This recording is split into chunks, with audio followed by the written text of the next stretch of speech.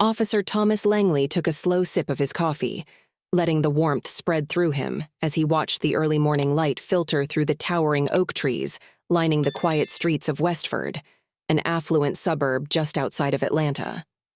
The stillness of the neighborhood was almost picturesque: carefully maintained gardens, pristine sidewalks, and driveways occupied by gleaming SUVs and luxury sedans.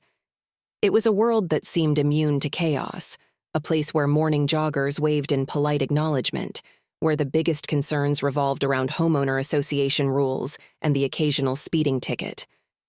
Langley shifted in his patrol car, adjusting the weight of his badge against his chest.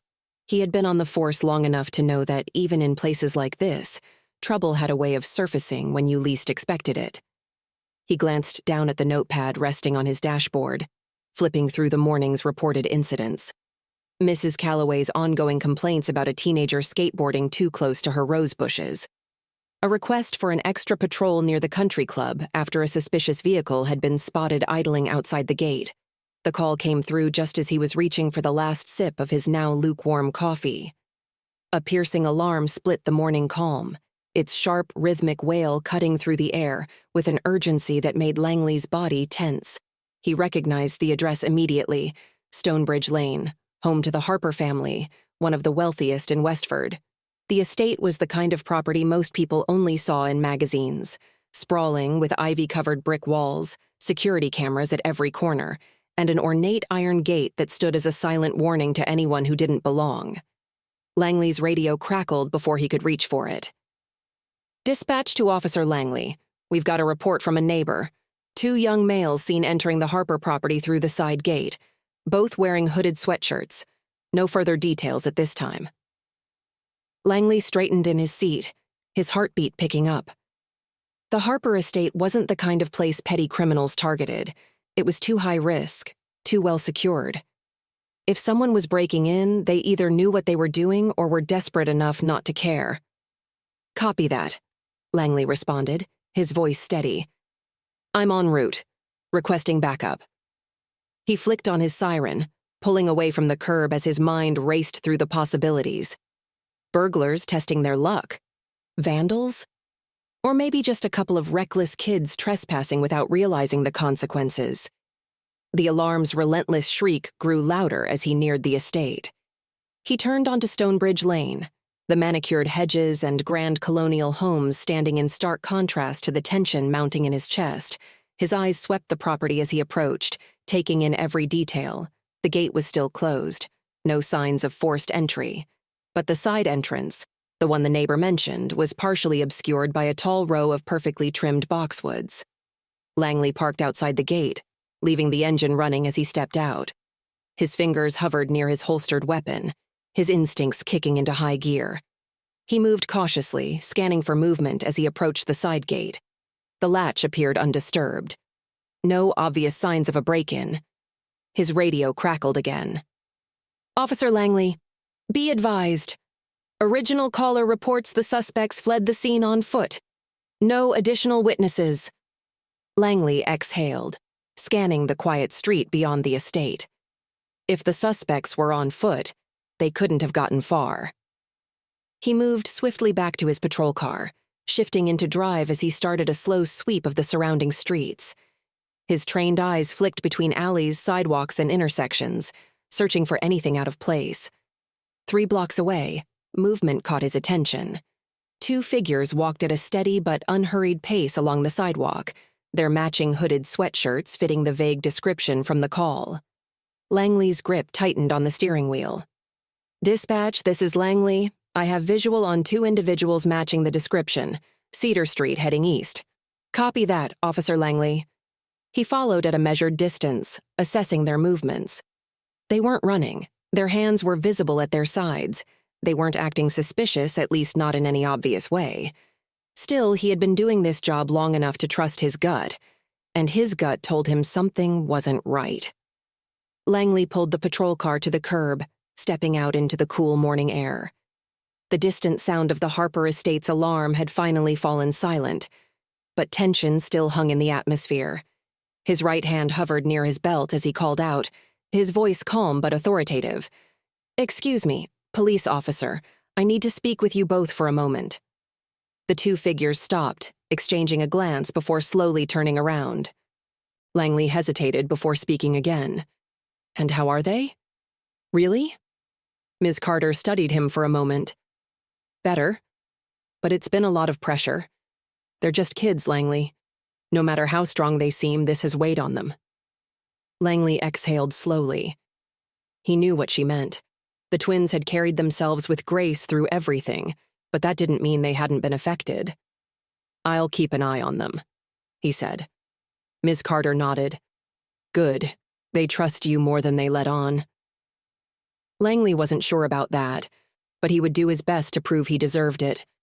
The night of the recital arrived faster than expected.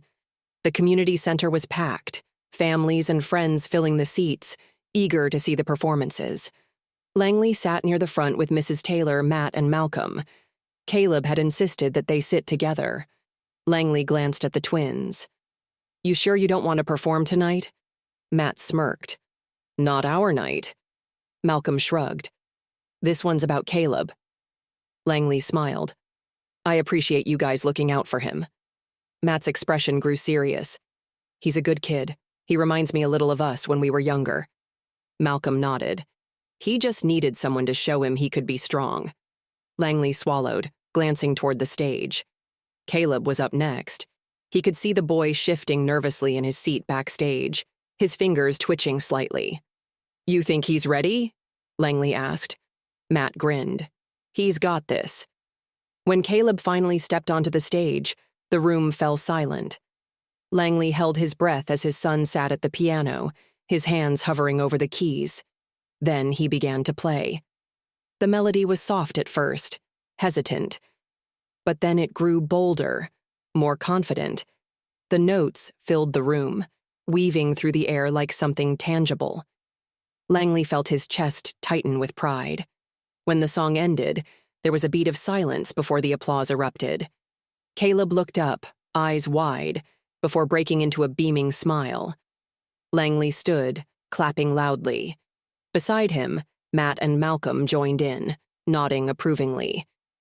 As Caleb took his bow, Langley felt a deep sense of gratitude.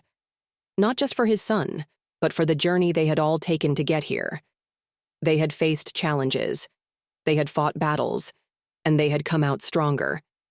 After the recital, Langley stood outside the community center, watching Caleb excitedly talk to Matt and Malcolm. You were incredible, Matt was saying. Seriously. Caleb blushed. I messed up a little. Malcolm shrugged. Everyone does. But you kept going. Caleb grinned. You guys really think I did okay? Matt nodded. We do. Langley felt something settle in his chest, a quiet contentment. For the first time in a long time, everything felt right.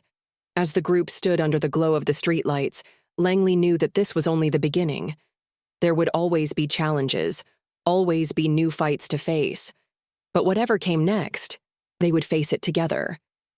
And that was enough. The night air was crisp as Langley stood outside the community center, watching Caleb beam with pride. Matt and Malcolm stood beside him, their usual guarded expressions softened by the joy of the moment. You really nailed that performance, Matt said, nudging Caleb lightly. Caleb's cheeks flushed, but he grinned. It was because of you guys. You taught me how to be confident. Langley listened quietly, his heart swelling. He had seen his son grow from a shy, uncertain boy into someone who believed in himself, and he owed so much of that to the Taylor twins. Mrs. Taylor approached, her warm gaze resting on her grandsons before shifting to Langley. That was quite the performance, she said, nodding toward Caleb. And I think we all know who helped him get there. Langley exhaled, glancing at the twins. Yeah, he admitted. We do. Malcolm shifted, shoving his hands into his pockets. It was all him. We just gave him a little push. Caleb looked up at him, eyes shining. A big push, he corrected. Matt smirked but didn't argue. As more people exited the community center congratulating Caleb on his performance, Langley felt something shift in the atmosphere. It was subtle, but it was there. The community had changed. Months ago, many of these same people had turned their backs on the twins, had looked at them with suspicion. Now, they were nodding in respect, acknowledging what Matt and Malcolm had done. Not just for Caleb, but for the entire town. It wasn't perfect. It never would be. But it was a start. The next morning, Langley sat at his kitchen table, sipping his coffee as he scrolled through the latest news on his phone. The headlines still buzzed with the aftermath of the Prescott scandal, but now there was a new focus: the changes being implemented at Westford High, the community's efforts to rebuild trust, and the Taylor twins' growing impact. One article in particular caught his eye: How Two Teenagers Changed a Town, the Taylor Twins' Fight for Justice. Langley read through it, his chest tightening at the words. The journalist had captured everything: the injustice Matt and Malcolm had faced, their resilience, their refusal to back down even when the odds were against them. At the end of the article was a quote from Malcolm: "We never wanted to be in the spotlight. We just wanted things to be fair. For us, for Caleb, for everyone." Langley set his phone down, staring at the screen. Fairness. That was all they had ever wanted. And now, finally, they were getting it. Later that day, Langley found himself driving toward the Taylor house. Caleb sat in the passenger seat, flipping through a notebook filled with music notes and scribbled reminders. "You think they'll like my new piece?" he asked. Langley smiled. "I think they'll love it." When they arrived, Mrs. Taylor greeted them warmly. Come in," she said, ushering them inside. The twins were in the living room, Malcolm carefully restringing his violin, while Matt absent-mindedly played a few notes on the piano. They looked up as Caleb entered, their faces lighting up. "You ready for the next lesson?" Matt asked. Caleb nodded enthusiastically, settling onto the piano bench beside him. Langley stayed back, leaning against the doorway as he watched them. Mrs. Taylor appeared beside him, folding her arms. "It's good to see them like this," she said softly. "Happy, relaxed." Langley nodded. "They deserve it." "They do," she agreed, glancing at him. "And so do you." Langley didn't respond right away. He wasn't sure if he deserved it. Not yet. But he was trying. And for now, that was enough. A few weeks later, Langley sat at his desk in the precinct, going through case files. His reinstatement had been met with mixed reactions, but he no longer cared about the whispers. He was here to do his job, the right way. As he flipped through reports, a familiar name caught his eye. Prescott. His stomach tightened as he scanned the document. It wasn't about the boys. It was about their father, fraud, embezzlement, a full-scale federal investigation. Langley exhaled slowly. Karma had finally caught up. His phone buzzed. A text from Ms. Carter. "New mentorship program launching at the community center next week. The twins are leading it. You coming?" Langley smiled. "Wouldn't miss it." The night of the event, Langley stood at the back of the community center, watching as Matt and Malcolm took the stage. They weren't playing music this time, they were speaking. Malcolm cleared his throat, glancing at the crowd. "When we first got involved in all of this, we didn't expect it to change anything." Matt nodded. "We just wanted to do the right thing." Malcolm's gaze swept the room. But change doesn't happen overnight. It happens when people stand up, when people listen, when people choose to be better. Langley felt something tighten in his chest. They weren't just talking about the town. They were talking about him. As the event wrapped up, Langley approached the twins. Caleb was already chatting excitedly with them about his latest piano piece. Langley hesitated before speaking. "I'm proud of you both." Matt smiled. "Thanks, Langley." Malcolm nodded. "Yeah, and we're proud of you too." Langley exhaled, a slow smile forming. They had come full circle, and this time they were standing on the same side. As Langley drove home that night, Caleb dozed off in the passenger seat, his head resting against the window. Langley glanced at him, then back at the road. The town had changed. The Taylor twins had changed. And most of all, he had changed. For the first time in years, he felt like he was exactly where he was supposed to be. And that, more than anything, made all the difference. Langley drove in silence, the soft hum of the engine the only sound in the car. Caleb slept soundly in the passenger seat, his face peaceful. The streetlights cast fleeting shadows across his small frame, highlighting the faint smile still lingering on his lips. The night's excitement had exhausted him, but Langley had never seen his son so full of confidence, so at ease with himself. A year ago, Caleb would have never stood on a stage. He wouldn't have spoken up for himself, let alone for others. But now he was different, stronger. Langley glanced at him and then back at the road, his grip on the wheel tightening. Matt and Malcolm had done that for him. The Taylor twins had given Caleb more than just piano lessons. They had given him courage. They had shown him what it meant to stand tall, even when the world tried to push you down. And Langley could never repay them for that. He sighed, his thoughts drifting as he turned onto their street. The past few months had changed everything. He had spent most of his career believing he understood justice, believing he was one of the good guys. But he had learned the hard way that real justice wasn't about authority. It was about doing what was right, even when it was difficult, even when it meant confronting your own mistakes.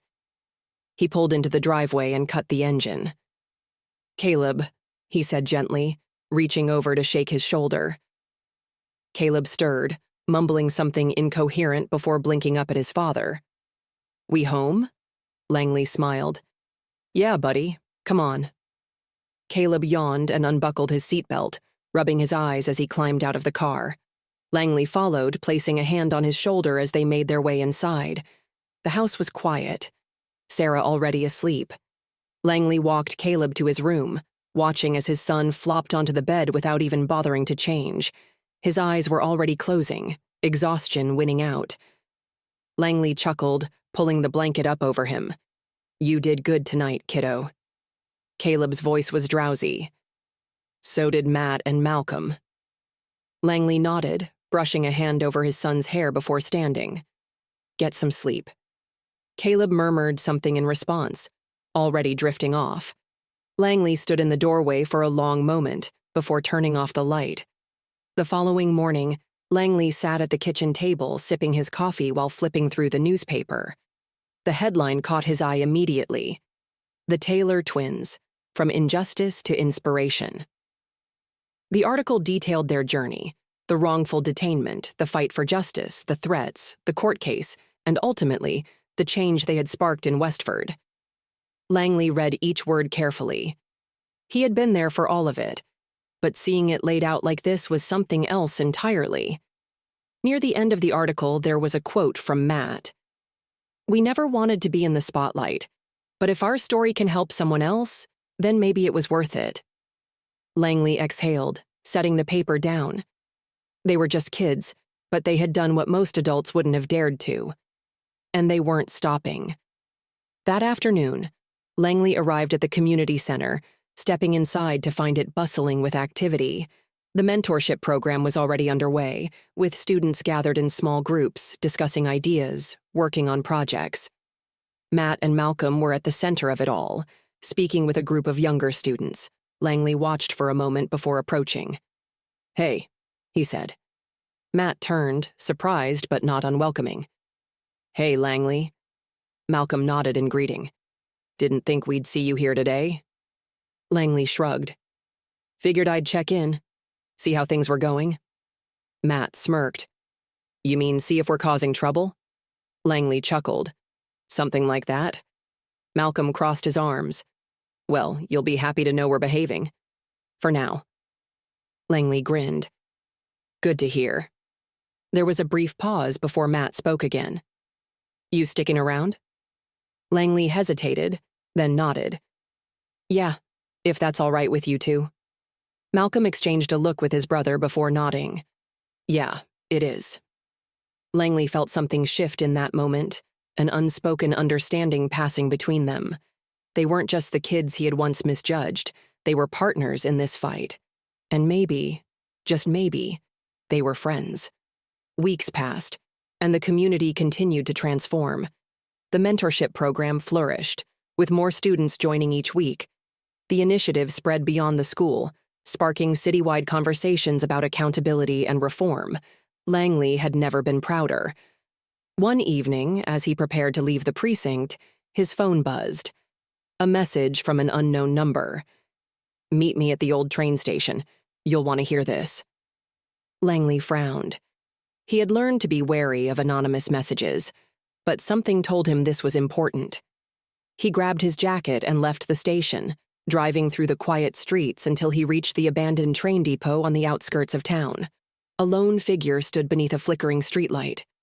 Officer Martinez. Langley stepped out of his car, approaching cautiously. "Martinez?" She turned, her expression tense. "I don't have much time," she said, "but you need to know something." Langley's stomach tightened. "What is it?" Martinez hesitated before pulling out a file. The Prescotts weren't working alone. There are others, officials, officers, people who made sure their problems disappeared. Langley took the file, flipping through the pages. Bank transactions, emails, names he recognized. His blood ran cold. "This isn't over," Martinez said quietly. "Not even close." Langley clenched his jaw, staring at the evidence in his hands. The fight wasn't over, not by a long shot. The next day, Langley sat in his office, staring at the file Martinez had given him. If what she had said was true, if the corruption ran deeper than just the Prescott family, then everything they had fought for was at risk. He needed to act, but he couldn't do it alone. He picked up his phone and dialed. Matt answered after the second ring. "Langley? I need to see you and Malcolm," Langley said. "Now." There was a pause. Then Matt's voice came through, steady. "Where?" An hour later, Langley sat across from Matt and Malcolm in a secluded corner of the community center. He slid the file across the table. Malcolm opened it first, his eyes scanning the pages. His expression darkened. "What is this?" "Proof," Langley said. "Proof that the Prescotts weren't the only ones protecting the bullies at your school." Matt leaned in, his jaw tightening. "You're saying this goes deeper?" Langley nodded. "Much deeper." Malcolm exhaled, running a hand through his hair. "So what do we do now?" Langley met their gazes, his voice firm. "We finish what we started." The battle wasn't over. But this time, they weren't just fighting for justice. They were fighting for something bigger. For the truth. And no matter what it took, they would make sure it was heard. The morning light revealed their faces, teenagers, maybe 16 or 17, their features strikingly similar. Twins. Langley felt his suspicion deepen. "Stop right there," he commanded. "Turn around." They hesitated for a split second before obeying. Their movements were careful, deliberate. "What are you doing in this neighborhood?" Langley pressed, scanning them both for any sign of deception. The taller of the two spoke first, his voice steady. "Walking home from a friend's house, sir. We live a few blocks away." Langley studied him. "Which friend?" "What's the address?" "Jason Brooks, over on Maple." The boy's answer came without hesitation. "I'm Matt Taylor, and this is my brother Malcolm. We haven't done anything wrong." Malcolm shifted slightly, his fingers twitching against the hem of his sweatshirt. The movement was small, but noticeable. Langley's instincts flared. "Stand still," he ordered, his voice sharp. "We've had reports of a break-in. You match the description." "Break-in?" Matt's eyebrows shot up. "That's impossible. We've been at Jason's house all morning. You can call him—" "Hands where I can see them," Langley interrupted, reaching for his radio. "Dispatch, this is Langley. I need backup at Cedar and Oak. 2 suspects detained." Malcolm exhaled sharply, a barely audible hitch in his breath. Even Matt's composure wavered. "Sir, please," Matt tried again, his voice firm but controlled. "This is a mistake. We're students at Westford High." "I said quiet." Langley cut him off, stepping forward. "Both of you, hands behind your backs." Matt hesitated, then complied. "We haven't done anything wrong," he said quietly, but there was a weight to his words that Langley chose to ignore.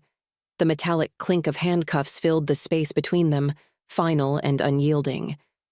Malcolm tensed under Langley's grip, his hands trembling slightly.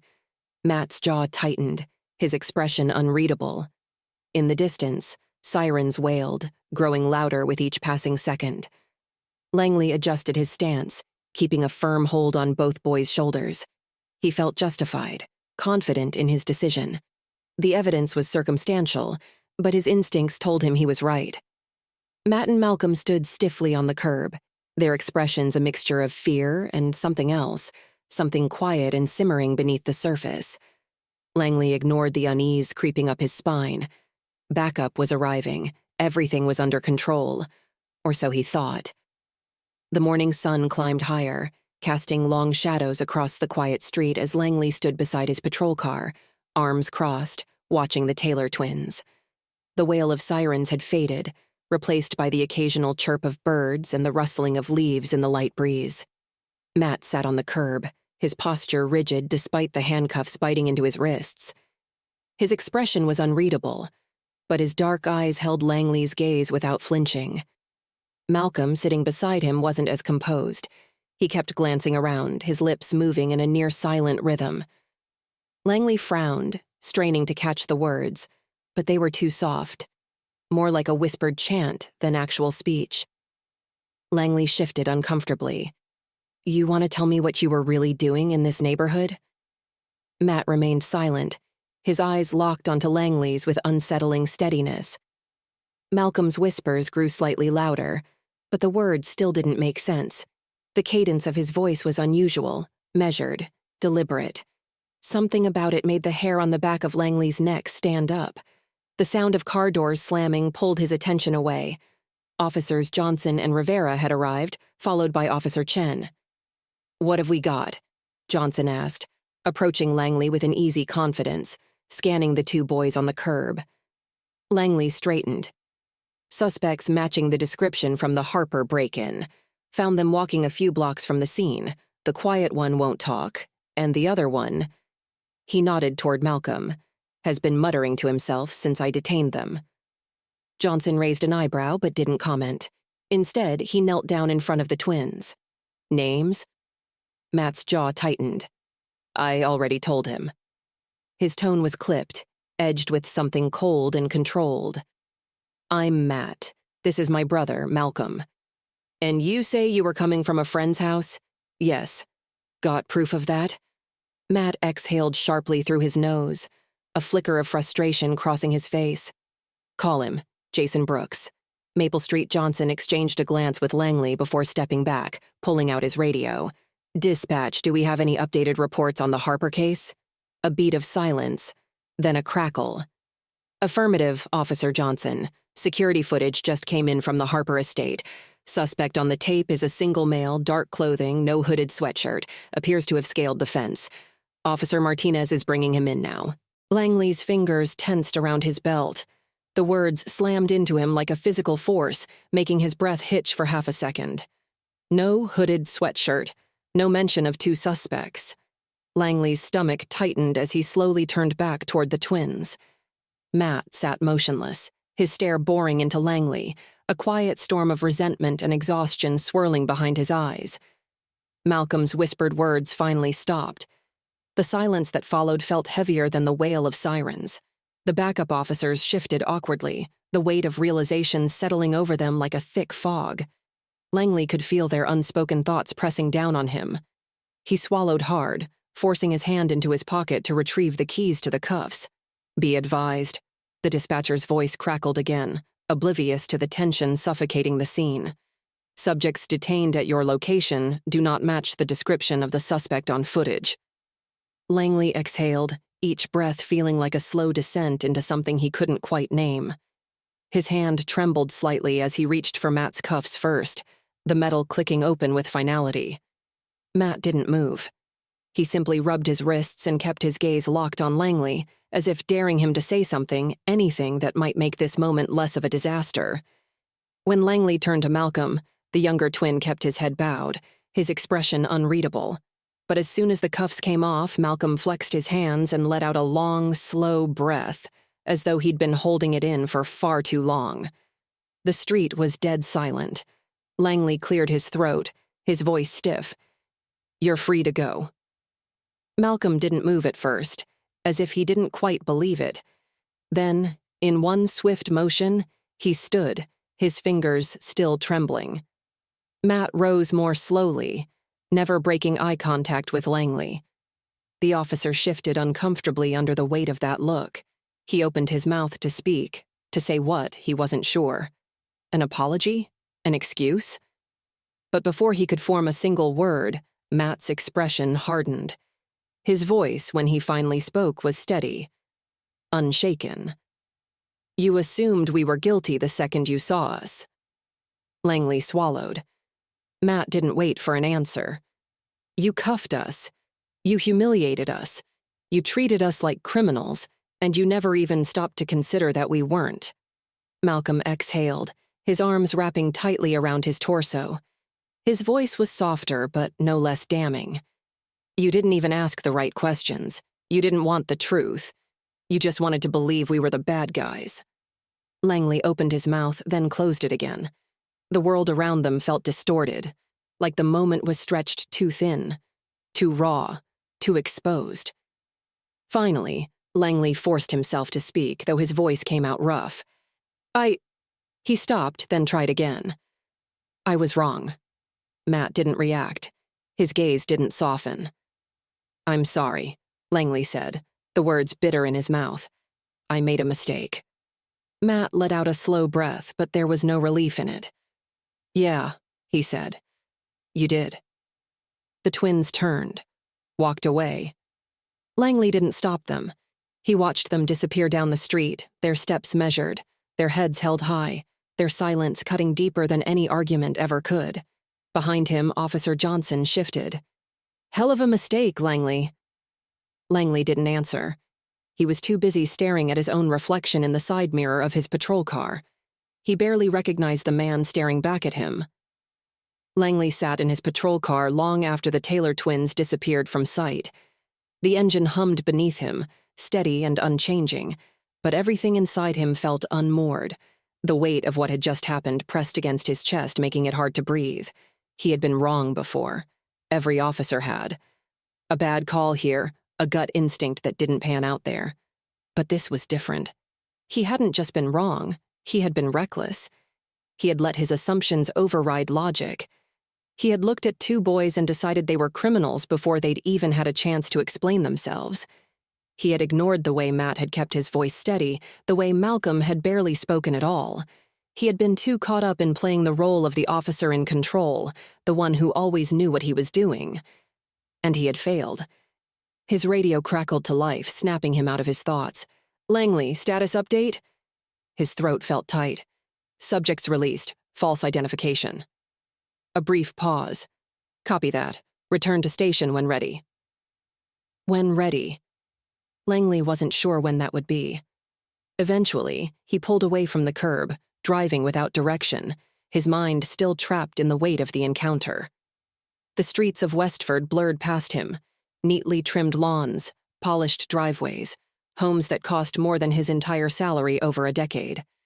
It had always been easy to believe that this place was predictable, safe. That danger only came from the outside. That belief felt hollow now. Without thinking, he pulled into an empty parking lot, his hands gripping the wheel so tightly his knuckles turned white. The quiet inside the car pressed against him. After a long moment, he reached for his phone and, without knowing exactly why, typed into the search bar, "Taylor Twins Westford." The results loaded quickly, a flood of news articles and community features. Langley's stomach twisted as he clicked on the first link. A photo filled the screen. Matt and Malcolm, dressed sharply in button-down shirts, standing side by side on a small stage. Matt sat at a grand piano, his fingers poised over the keys. Malcolm stood beside him, a violin resting beneath his chin. The article praised their musical talent, detailing their recent performance at a state competition. Both were honor students. Both had been accepted into a prestigious summer music program. Langley kept scrolling. Another article. A fundraiser for underprivileged youth, organized by the Taylor twins.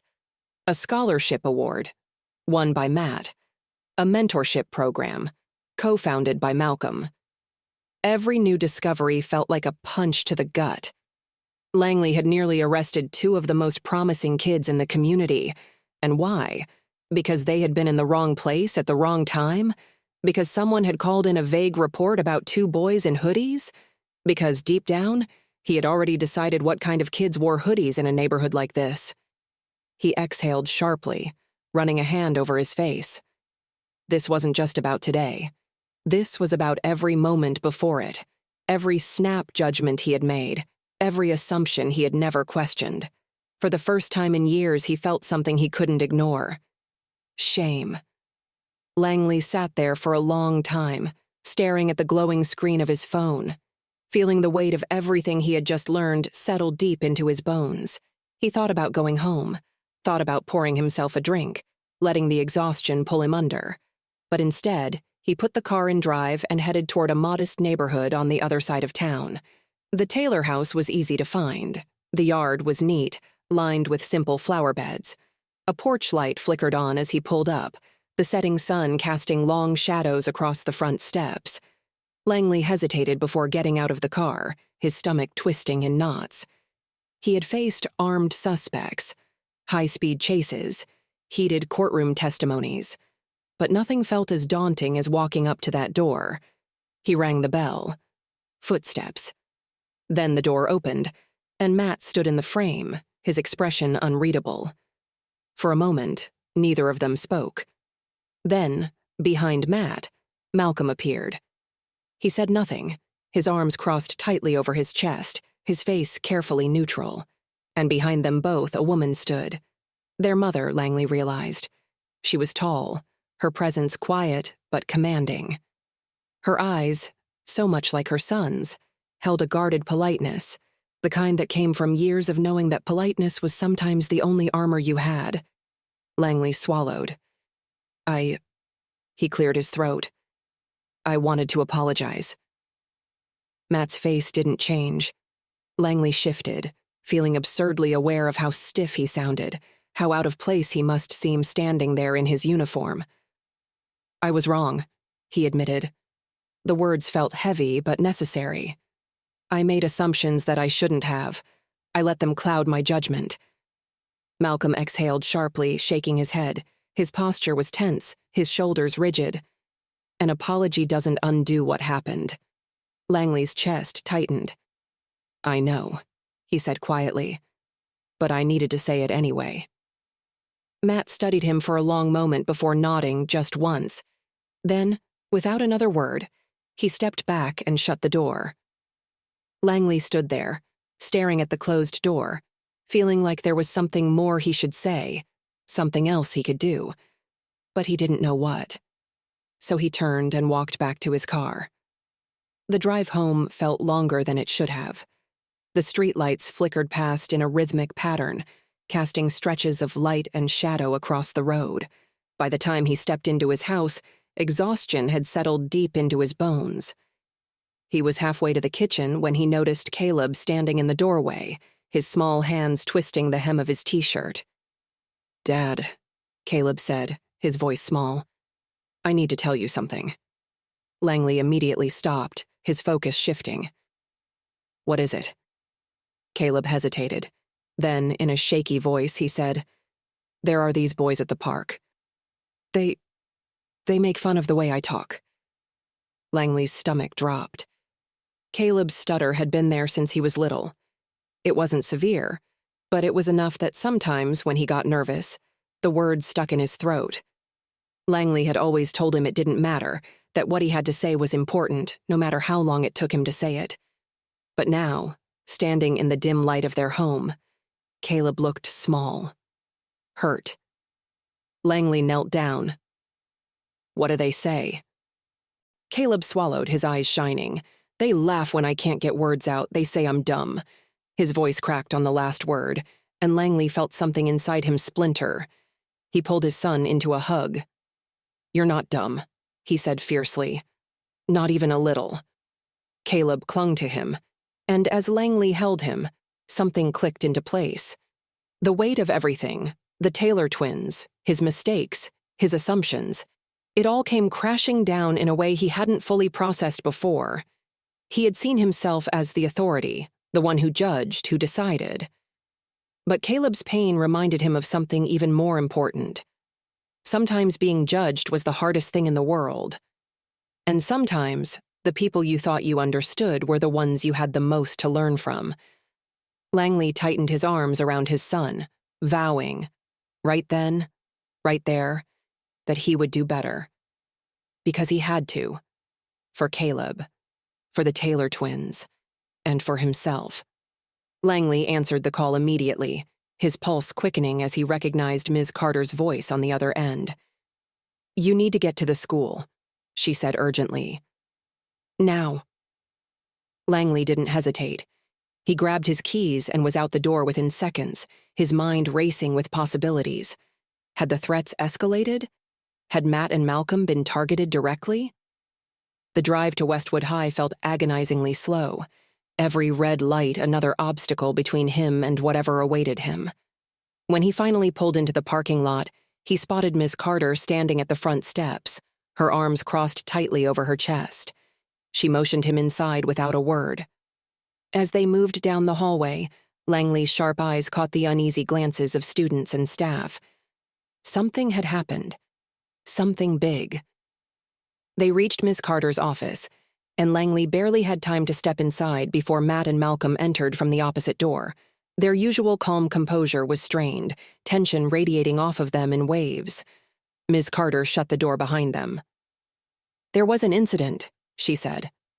Langley's jaw tightened. "What kind of incident?" Matt exhaled, rubbing the back of his neck. "We got jumped." Langley felt something inside him snap. "By who?" "The Prescott kids," Malcolm answered, his voice tight. "And a few others. They cornered us in the parking lot after school, said we needed to learn our place." Miss Carter handed Langley a tablet with security footage queued up. He hit play and felt his stomach churn. The video showed Matt and Malcolm walking toward their bikes when a group of 6 boys surrounded them. Words were exchanged, but the audio wasn't clear. Then, suddenly, one of the boys shoved Malcolm. Matt stepped between them, his hands up in a defensive posture, but another boy swung at him. The fight escalated quickly. Though Matt and Malcolm held their own, the numbers were against them. They were outmatched, outnumbered. By the time a teacher finally ran onto the scene, the Prescott boys and their friends scattered like roaches. Langley clenched his fists. "Did anyone call the police?" Ms. Carter sighed. "I did." Langley's eyes darkened. "And?" "They were gone before officers arrived," she admitted. "And since Matt and Malcolm refused medical attention, it was dismissed as a schoolyard fight." Langley turned to the twins. "You should press charges." Matt shook his head. "And then what?" "Their families have money, influence. They'll get a slap on the wrist while we deal with the fallout." Malcolm crossed his arms. "We're not playing into their game. We're going to handle this our way." Langley's frustration flared. "Your way?" Malcolm lifted his chin. "By exposing them." Matt pulled out his phone, scrolling through messages and screenshots. "We've been collecting evidence for weeks. Everything, texts, online threats, even recordings." Langley stared at them, a mix of admiration and concern twisting inside him. "And what do you plan to do with all of this?" Matt met his gaze without hesitation. "Make sure the whole town knows exactly what's been going on." Langley ran a hand through his hair, exhaling slowly. He wanted to protect them, wanted to shield them from the backlash that would surely come from taking on the Prescotts so directly. But he also knew he had no right to tell them not to fight. Not after everything they'd already been through. Ms. Carter sat forward, clasping her hands together. "If we do this, we do it carefully. No reckless moves. We gather every piece of evidence we can and present it in a way that they can't dismiss." Langley nodded. "Agreed. But you're not doing this alone." Matt and Malcolm exchanged a look. For the first time, there was no resistance, no lingering distrust, just understanding. Langley looked at them both and made a silent promise. This time, he would stand on the right side of the fight. The plan took shape quickly. Ms. Carter reached out to other students who had been targeted by the Prescott boys, gathering first-hand accounts. Langley used his connections to quietly confirm that similar complaints had been filed in the past, complaints that had mysteriously vanished. Matt and Malcolm worked tirelessly, compiling all the evidence into a thorough, damning report. Then they did the one thing that even the Prescott family's influence couldn't control. They went public. The story broke online first, spreading like wildfire across social media. The videos, the messages, the threats. It was all there, laid bare for everyone to see. Within hours, the local news stations picked it up. Parents were outraged. School board members scrambled to release statements. The Prescott family issued a weak denial, but the damage was already done. And then, the real bombshell hit. A former teacher came forward with proof that the Prescott boys had been shielded from disciplinary action for years. Internal emails surfaced, showing deliberate cover-ups by school administrators. What had started as a simple case of bullying had transformed into a full-scale scandal. And for the first time, Matt and Malcolm weren't the ones on the defensive. The Prescotts were. Langley watched the fallout unfold with a sense of grim satisfaction. The students responsible were suspended indefinitely pending investigation. The principal resigned under pressure. Parents demanded a complete overhaul of the school's disciplinary policies. But more than that, something had changed. People were listening. When Langley pulled into the Taylor driveway a few days later, he wasn't sure what to expect. Mrs. Taylor answered the door, her expression softer than it had been the last time they spoke. "They're in the back," she said simply, stepping aside to let him in. Langley found Matt and Malcolm sitting on the porch steps, watching the sunset. He cleared his throat. "I wanted to check in, see how you're holding up." Matt gave a small shrug. "It's been a lot." Langley sat down beside them. "You did good," he said after a moment. "Real good." Malcolm let out a small laugh, shaking his head. "Feels weird hearing that from you." Langley smirked. "Yeah, I bet it does." Silence stretched between them, but it wasn't uncomfortable. It was the silence of understanding. Langley leaned forward, resting his elbows on his knees. "You know, when I first stopped you that day, I thought I knew exactly who you were." Matt raised an eyebrow. "And now?" Langley exhaled. "Now I know I didn't know a damn thing." The twins exchanged a glance before Malcolm spoke. "People can change," he said simply. Langley nodded. "Yeah, they can." As the sun dipped below the horizon, Langley sat with the Taylor twins, feeling something shift inside him. He had spent years enforcing rules, following procedures, believing that he was always on the right side of justice. But justice wasn't about who wore a badge, it was about doing what was right. And for the first time in his career, Langley felt like he finally understood the difference. Later that night, Langley tucked Caleb into bed, brushing a hand over his son's hair. "You doing okay, buddy?" he asked softly. Caleb smiled sleepily. "Yeah." He hesitated before adding, "Matt and Malcolm are really cool." Langley chuckled. "Yeah," he agreed. "They are." As he turned off the light and stepped into the hallway, he realized something. He had started this journey thinking he was the one teaching lessons. But in the end, he was the one who had learned the most. And he would never forget it. The aftermath of the scandal unfolded in ways no one could have predicted. The Prescott family, once untouchable in Westford, found themselves at the center of a legal battle. Lawsuits were filed. Parents demanded justice. Investigators combed through years of buried complaints. The school board faced public outrage, and resignations followed one after another.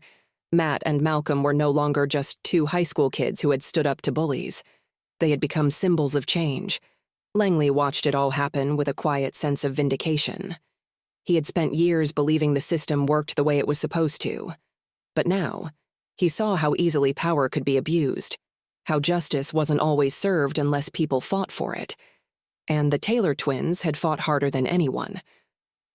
One afternoon, Langley was at his desk, staring at the suspension notice still sitting in his inbox.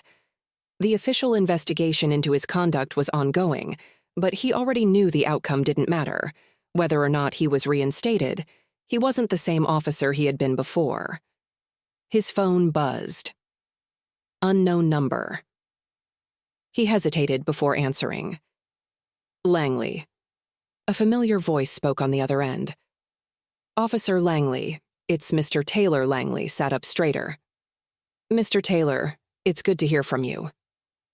There was a pause. I wanted to thank you, Mr. Taylor said, his voice careful, for everything you did for my boys, for standing up for them when it mattered. Langley exhaled slowly. I should have done it sooner. Maybe, Mr. Taylor admitted. But the important thing is, you did. The two men sat in silence for a moment, a quiet understanding settling between them. Malcolm and Matt are doing okay? Langley asked finally. They are, Mr. Taylor replied. But I think they'd like to hear that from you themselves. Langley frowned. What do you mean? I mean, Mr. Taylor said, a slight smile in his tone. They're standing right here. Langley's breath caught as he heard a shuffling on the line, followed by a familiar voice. Hey, Officer Langley, Matt said. Langley leaned back in his chair, caught off guard. Hey, Matt. We heard you were still suspended, Matt continued. That's kinda messed up. Langley let out a short laugh. Yeah, tell me about it. Look, Malcolm chimed in, his voice softer than his brother's. We just wanted to say, we appreciate what you did. And if you need us to say something on your behalf, we will. Langley's throat tightened. The very kids he had wronged were now offering to help him. That means a lot, Langley said. But this isn't your fight. It wasn't yours either, Matt pointed out. But you fought for us anyway. Langley closed his eyes for a brief moment before speaking. You boys have more integrity than most adults I know. Matt chuckled. We try. Langley shook his head with a small smile. I'll be okay, but thank you. For real. There was a pause, then Malcolm spoke again. So, Caleb's been texting us. Langley raised an eyebrow. Oh? Yeah, Matt said. He's been asking for piano lessons. Langley laughed, the sound genuine and unexpected. That kid. We told him we'd think about it, Malcolm said.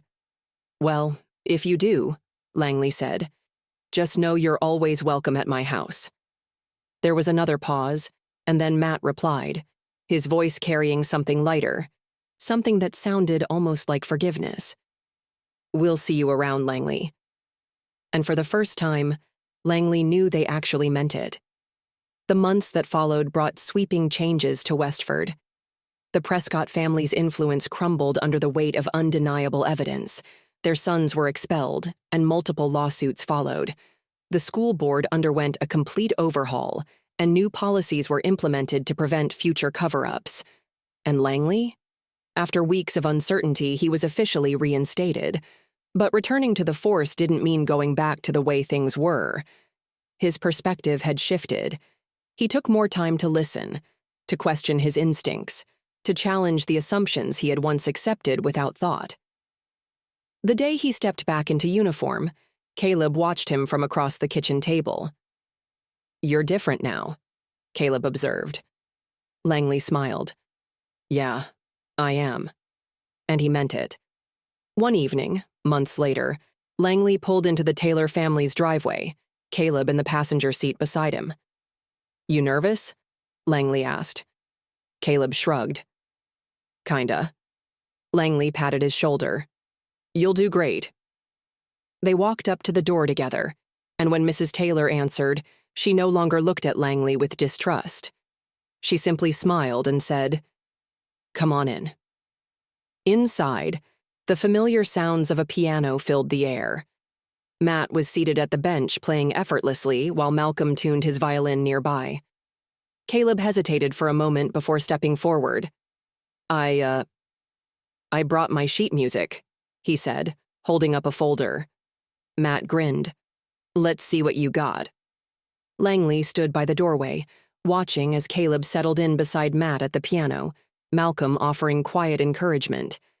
He felt something deep in his chest, something solid, something right. Change wasn't always easy, it wasn't always immediate, but it was possible. And sometimes it started in the most unexpected places. As music filled the room, Langley let himself believe in that. Langley leaned against the doorway, arms crossed, as he watched Caleb settle in beside Matt at the piano. The boy's small hands hovered over the keys, hesitation flickering across his face. Matt glanced at him. "It's okay. Just start with what you know." Caleb nodded, swallowing hard before pressing down on the keys. A slow melody filled the room, tentative at first, but steady enough that it carried through. Langley recognized the tune. It was a piece Caleb had been practicing for weeks, a simple yet beautiful composition. Matt listened for a moment before playing along, matching Caleb's tempo, guiding him through the difficult parts without interrupting. Malcolm, still tuning his violin, hummed along, nodding in approval. "You've got good rhythm," Matt commented. "Just need to relax your fingers a little." Caleb grinned, the tension in his shoulders easing slightly. Langley exhaled, the scene unfolding before him stirring something deep inside. If someone had told him a few months ago that his son would be sitting here, learning from the same boys he had once wrongly accused, he wouldn't have believed it. But here they were. Mrs. Taylor reappeared from the kitchen, a warm expression on her face. "Officer Langley, can I get you some coffee?" Langley hesitated, then nodded. "Yeah, that'd be great." She motioned for him to follow her into the kitchen. The moment they were alone, her demeanor shifted slightly, growing more serious. "He really looks up to them, you know." Langley leaned against the counter, rubbing a hand over his face. "I know, and I get it." Mrs. Taylor studied him. "So why do you look like a man carrying the weight of the world?" Langley let out a slow breath. "Because I know I've got a lot to make up for. Not just with your boys. With a lot of things." She poured the coffee, handing him a mug. "Then keep making up for it." He looked at her, surprised. "I was angry," she admitted. "Still am, if I'm honest. But I also believe people can change if they really want to." She glanced toward the living room, where the soft sounds of the piano continued. "And my boys, they wouldn't have let you in tonight if they didn't think you were trying." Langley swallowed past the lump in his throat. "I appreciate that." Mrs. Taylor gave a small smile. "Just don't mess it up." He chuckled, shaking his head. "Wouldn't dream of it." Back in the living room, Caleb and Matt had started another song, this time with Malcolm joining in on the violin. The sound was fuller now, richer, filling the house with something that felt almost like hope.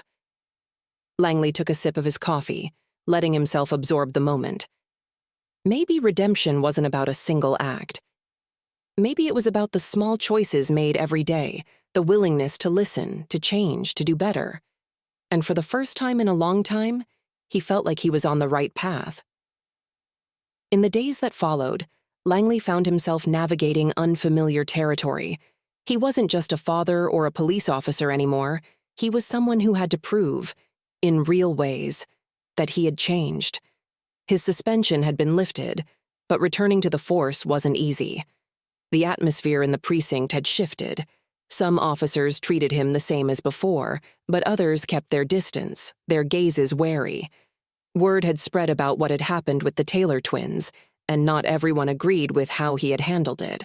"You're making the rest of us look bad," Officer Martinez said one afternoon, leaning against Langley's desk. Langley didn't look up from his paperwork. "How's that?" Martinez scoffed. "Acting like you're some kind of crusader for justice. Maybe you got too close to this one." Langley set his pen down, finally meeting Martinez's gaze. "Maybe I wasn't close enough before." Martinez shook his head, pushing off the desk. "Just don't forget whose side you're on." Langley watched him walk away, his jaw tightening. He had spent years believing that being a good officer meant following the rules, trusting the system. But the system wasn't perfect, and ignoring its flaws didn't make them disappear. He wasn't about to forget that. Meanwhile, at Westford High, the fallout from the Prescott scandal continued to ripple through the community. Despite the suspensions, tensions remained high. The Prescott family had retained high-powered lawyers, and there were rumors they were pressuring the school board behind the scenes. Ms. Carter kept Langley updated on everything, and though Matt and Malcolm tried to act like it didn't affect them, Langley could see the exhaustion in their eyes whenever he saw them. One evening, after picking up Caleb from another piano lesson at the Taylor house, Langley lingered on the porch as the boy ran ahead to the car. "You holding up okay?" he asked Matt, who was locking up for the night. Matt sighed. "We knew there'd be pushback. We just didn't think it would last this long." Langley nodded. "It's not fair, what you're dealing with." Malcolm, who had just stepped outside, crossed his arms. "No, it's not, but that's the way it is." Langley studied them. "I might be able to help." Matt raised an eyebrow. "How?" Langley hesitated before speaking. "I've been talking to some of the right people, lawyers, community leaders. There are ways to push back against what the Prescotts are doing, but it means going even more public. Are you ready for that?" Malcolm's jaw tightened. "We've come this far, haven't we?" Langley nodded. "Yeah, you have." A long pause stretched between them before Matt spoke again. "Why are you doing this?" Langley thought about it, about Caleb, about the mistakes he had made, about the kind of person he wanted to be. "Because it's the right thing to do," he finally said. Matt studied him for a long moment before nodding. "Okay, let's do this." The fight wasn't over. Over the next several weeks, Langley worked with Ms. Carter, community activists, and legal advocates to ensure that the school board held the Prescott boys accountable. The pressure mounted. The evidence was too strong, the public outcry too loud. Eventually, the Prescott's influence wasn't enough to protect them anymore. By the end of the semester, the final verdict was reached. The Prescott boys were permanently expelled. Their parents withdrew them from the district entirely, and the community began the slow process of healing. And the Taylor twins? They didn't just survive the storm, they became stronger because of it.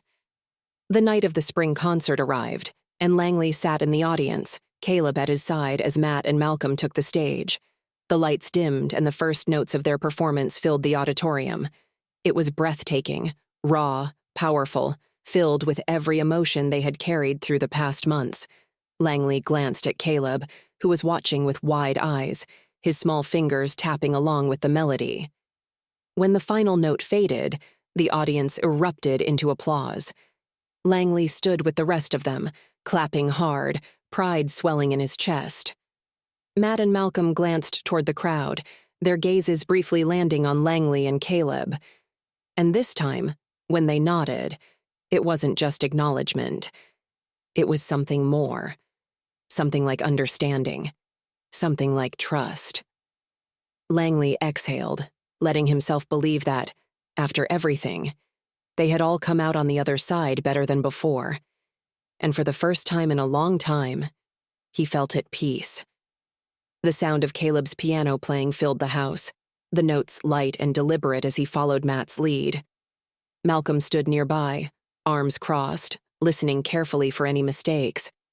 Every so often, he'd nod approvingly or murmur a quiet suggestion. Langley leaned against the doorframe, watching the scene with quiet admiration. It was hard to believe how much had changed. Months ago, he had viewed the Taylor twins with suspicion, had let his own biases dictate his actions. Now they were in his home, teaching his son. And Caleb had changed too. The once timid boy, who had once shrunk from confrontation, now carried himself with confidence. He spoke up for himself. He stood his ground. And Langley knew that was because of Matt and Malcolm. The song ended, and Caleb turned toward Langley, beaming. "Did you hear that, Dad? I barely messed up this time." Langley chuckled, stepping into the room. "Sounded perfect to me, kiddo." Matt smirked. "Well, almost perfect." Caleb groaned. "Come on." Malcolm grinned. You're getting better, though. You'll be ready for the recital next month. Langley blinked. Recital? Caleb nodded eagerly. Yeah, Ms. Carter is putting together a student showcase at the community center, and Matt and Malcolm said I should perform. Langley glanced at the twins, who both looked mildly amused at his surprise. Thought it would be good for him, Matt said. Builds confidence, Malcolm added. Langley smiled, shaking his head. Well, if you two believe in him, I guess I do too. Caleb grinned and turned back to the piano, already practicing the opening notes again. Langley watched him for a moment before stepping into the kitchen. He poured himself a cup of coffee, staring absently out the window. Things had settled after the court case, but the impact of what they had done was still rippling through the community. The Prescott family had quietly left town, their influence irreparably damaged. The new school policies had been implemented, ensuring that future incidents of bullying and discrimination wouldn't be so easily swept under the rug. And Langley? He was still finding his place in it all. And Langley? He was still finding his place in it all. His return to the precinct had been uneasy. Some officers treated him with respect, others with barely concealed resentment. He had been labeled as someone who had betrayed the Brotherhood, though Langley wasn't sure what kind of Brotherhood turned a blind eye to injustice, but he knew one thing for certain. He would never go back to who he had been before. A week later, Langley was back at the community center, sitting across from Ms. Carter in her office. Stacks of papers covered her desk, program schedules, community outreach plans, letters from parents thanking her for her work. You've been busy, Langley noted. Ms. Carter sighed, rubbing her temples. It's been a lot, but it's worth it. Langley nodded, glancing down at the schedule in front of him. The community initiative was growing faster than anyone had anticipated. More students were getting involved. More parents were stepping up. The town was changing, slowly but surely, and Matt and Malcolm were at the center of it. They've really taken to this, haven't they? Langley said. Ms. Carter smiled. They have. I think it helps to feel like they're making a difference.